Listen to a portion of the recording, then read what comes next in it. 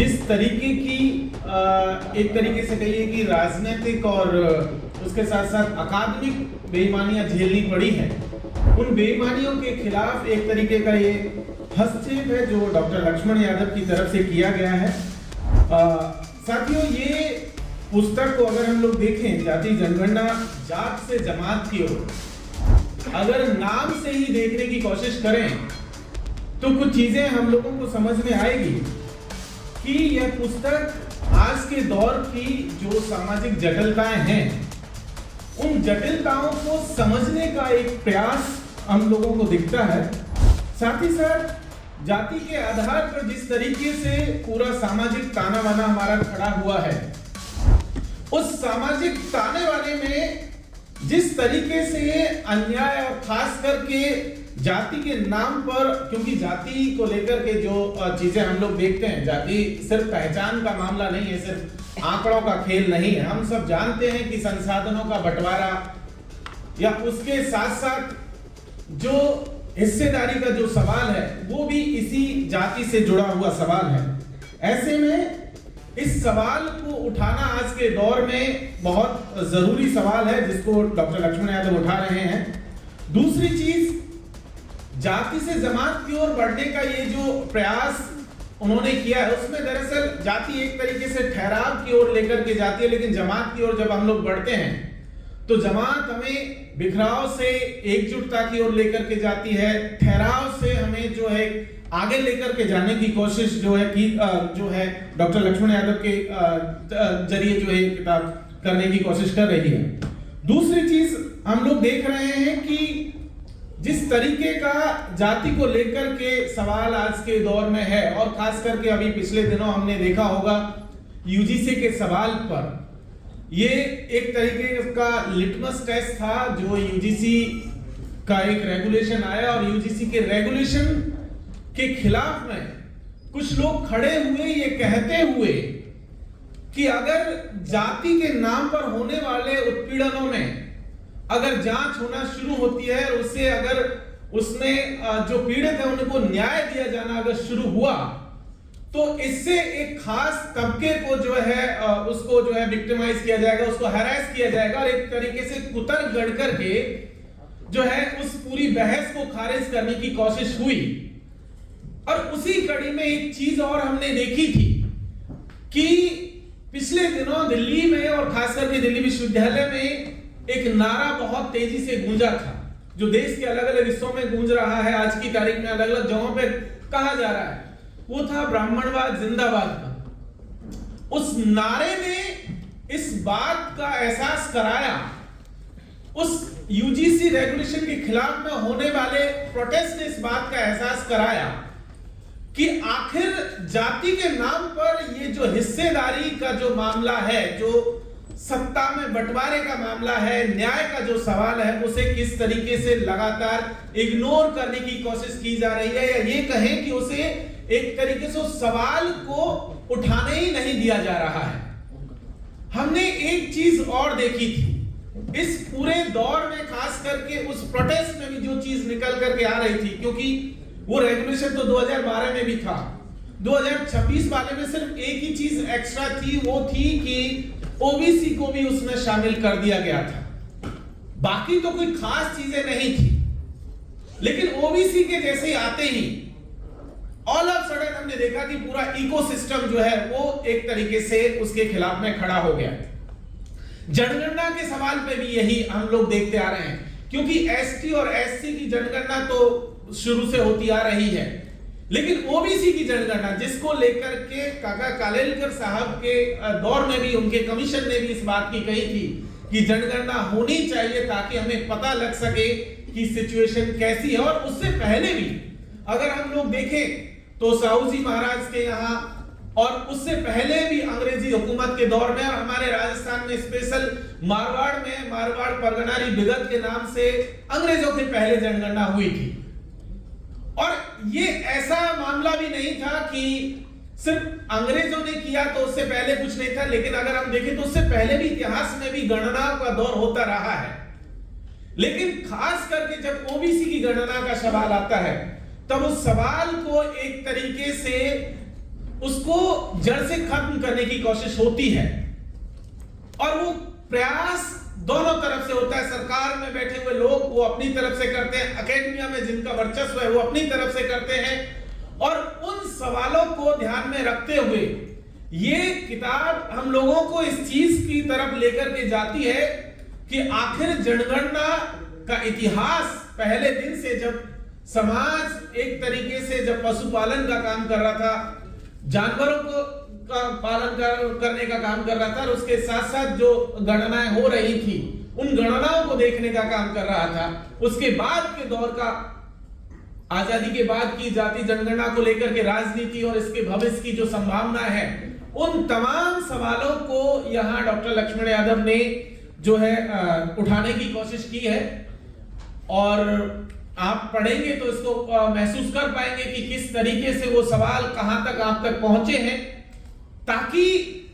हम ये महसूस कर पाए, ये बता पाए लोगों को कि ये जनगणनाएं कितनी जरूरी हैं। जानवरों में भी कौन सा जानवर है जो दूध देता है उसका टैक्स अलग है, जो दूध नहीं देता है उसका टैक्स अलग है। तो अगर दुधारू गाय है, दुधारू भैंस है, बकरियां हैं, तो लोग उन पशुओं को पहले भगा के लेके जाते थे जो दूध देने वाले थे, क्योंकि दूध के हिसाब से वो टैक्स हो रहा था। साथ ही साथ क्योंकि वहां राजस्थान में, स्पेशली मेवाड़ में, तो प्रोफेसर सुमित सरकार ने जो रिकॉर्ड निकाला था, उनका काम भी है इसमें, तो उसमें कहा था कि लगभग लाख और रेगुलर और इरेगुलर दोनों टाइप के जो टैक्स है, लगभग 188 टाइप के टैक्स वो अपने स्टेट में ले रहे थे। तो उससे बचने के लिए लोग यही हरकतें करते थे। इवन मेवाड़ ने तो 1903 में जो है शादियों पे टैक्स लगा दिया था, और 1903 में उन्होंने कहा था कि दोनों पक्ष, वर पक्ष भी शादी में 3 रुपया देगा और वधु पक्ष भी शादी में 3 रुपया देगा। और इस चक्कर में हुआ ये कि लगभग 1.5 लाख के आसपास फैमिलियां 1903 में मेवाड़ से पलायन करके ग्वालियर चली गई। लगभग 1.5 लाख से आसपास फैमिलियां हैं। फिर उनको लाने के लिए समझौते हुए, शादियों पे से टैक्स हटा। तो ये जो जनगणना शुरू हुई थी, जो मर्दमशुमारी के नाम से और मारवाड़ परगना विगत में शामिल है, इसको लेकर के राजस्थान में और खास करके आदिवासी अंचलों में बहुत ज्यादा कहानियां अभी भी चलती हैं कि कैसे इससे बचा जाए। क्योंकि लगातार जैसे ही वो गणना होती थी, टैक्स और वो सब सिलसिला शुरू हो जाता था, तो ये उसका एक हिस्सा तक है। किताब पर काम चल रहा है, संविधान सभा में आदिवासियों के जो सवाल है उस पर, वहां पर जनगणना जो 1941 में हुई थी उसको लेकर के सवाल उठाए जा रहे हैं, खास करके 2 तबके की तरफ से। जो शेड्यूल कास्ट की तरफ से जो साथी वहां पर मौजूद हैं, और शेड्यूल ट्राइब से, उस समय तो शेड्यूल ट्राइब की कोई कैटेगरी नहीं है, लेकिन जो आदिवासी वहां पर मौजूद है वो सवाल उठा रहे हैं कि 1941 में जो जनगणना हुई है, और खास करके बंगाल में जो हुई है, उसमें उन दोनों का कहना है कि हमारी जो जनगणना है उसे कम कर करके दिखाया गया है। और खास करके मद्रास से मुनि स्वामी पिल्लई साहब आते हैं दलित तबके से, उन्होंने कहा कि 1931 में जो हमारी जनगणना थी बंगाल में, उसमें लगभग 1.5 करोड़ का 1941 तक आते आते घाटा हुआ है। वही सवाल उठा रहे हैं बंगाल के केस में, और यही सवाल जो है आदिवासियों की तरफ से स्पेशली जयपाल सिंह मुंडा उठा रहे हैं कि हमारी भी संख्या में घाटा हुआ है, लेकिन दूसरी तरफ इजाफा हो रहा है। क्योंकि वहां 3 कैटेगरीज, जो संविधान सभा में भी जो लोग आ रहे हैं वो 3 कैटेगरीज हैं, Brahmins, caste Hindus, schedule tribe. ये 3 कैटेगरी हैं जिनके बेसिस पर रिजर्वेशन वहां पर है और लोग उस कैटेगरीज में आ रहे हैं। तो वहां जो ब्राह्मण्स है उसकी संख्या में इजाफा है, मुसलमानों की संख्या में इजाफा है, और वो जो औसत है उससे ज्यादा इजाफा है। तो हो ये रहा है कि बंगाल के भीतर एसटी और एससी के जो लोग हैं, उनकी क्योंकि गणना करने वाले लोग ज्यादातर अपर कास्ट हैं, वो जो उस समय के जो अंग्रेजों की तरफ से भी जो जनगणना करने के लिए आए हैं, जो ऑफिसर्स हैं, जनगणना के रजिस्टर में जो कॉलम दर्ज कर रहे हैं, वो वहां पर भी बेईमानी कर रहे हैं। और इसीलिए वहां पर बहुत स्पेसिफिकली उन्होंने कहा कि हम 1941 के आंकड़ों को नहीं मानेंगे, हम 1931 के आंकड़ों पर जो है बात करेंगे, और उसी के बेसिस पर सारी चीजें तय होनी चाहिए। और बाद में फिर 1931 के बेसिस पर ही चीजें तय हुई। आजादी के पहले जब जनगणना हो रही थी, तब आदिवासियों के रिलीजियस कॉलम को लेकर के एक सवाल था, ये था कि उनका जो रिलीजियस कॉलम है वो सेपरेटली काउंट किया जा रहा था। वो अलग अलग नामों से था, कहीं जगह उसे प्रिमिटिव ट्राइब नाम दिया गया था, कहीं एबोरिजिनल नाम था, कहीं इंडिजिनियस नाम था। लेकिन वो 1872 से लेकर के 1941 तक सेपरेट रिलीजियस कॉलम देकर के उनकी गणनाएं की जाती रही। आजादी के बाद एक खेल हुआ। खेल ये था कि पहले तो जो जनगणना का जो कॉलम पहले डॉक्टर लक्ष्मण यादव अपनी स्पीच के दौरान शो कर रहे थे, उसको जब रिलीजन वाले कॉलम को देखेंगे तो उसमें 5-6 ही कैटेगरी हैं, हिंदू, मुस्लिम, सिख, ईसाई, जैन, पारसी, बौद्ध, और उसके बाद एक 1951 में एक अदर का भी इंक्लूड किया गया था। उस समय आदिवासियों का एक बड़ा तबके ने अपने आप को अदर में इनरोल्ड कराया था। लेकिन उसके बाद में 61 और उसके बाद के दौर में जितनी जनगणनाएं हुई, उस जनगणना में ये हुआ कि वो कॉलम जो अदर का भी था, जहां आदिवासियों को अपने आप को रजिस्टर करना था, वो स्पेस भी खत्म कर दिया गया। पिछले लगभग 30 सालों से पूरे देश भर में अलग अलग, अब क्योंकि आदिवासियों के साथ एक संकट ये भी है कि वो दिल्ली तक आ नहीं पाते हैं, उनके सवाल यहां तक पहुंच नहीं पाते हैं, वो पार्लियामेंट तक अपनी बात नहीं पहुंचा पाते हैं। लेकिन वो इस मांग को बहुत लंबे समय से उठा रहे हैं कि उनका जो सेपरेट रिलीजियस आइडेंटिटी है, वो सेपरेट रिलीजियस आइडेंटिटी उनको दी जाए। और पिछले दिनों दिल्ली में भी एक कार्यक्रम हुआ था और उसमें भी आकर के उन्होंने कहा, और उनका कार्यक्रम हुआ, उन्होंने कहा, और उनके साथ साथ वो पिछले दिनों राष्ट्रपति से भी मिले, जनगणना के जो डायरेक्टर जो डिपार्टमेंट कराता है उनके अधिकारियों से भी मिले। लेकिन लगातार उस सवाल को जो है इग्नोर किया जाता रहा है, या ये कहें कि उसे एक तरीके से बुलाने की कोशिश की जा रही है। अभी तो हाल फिलहाल में एक नया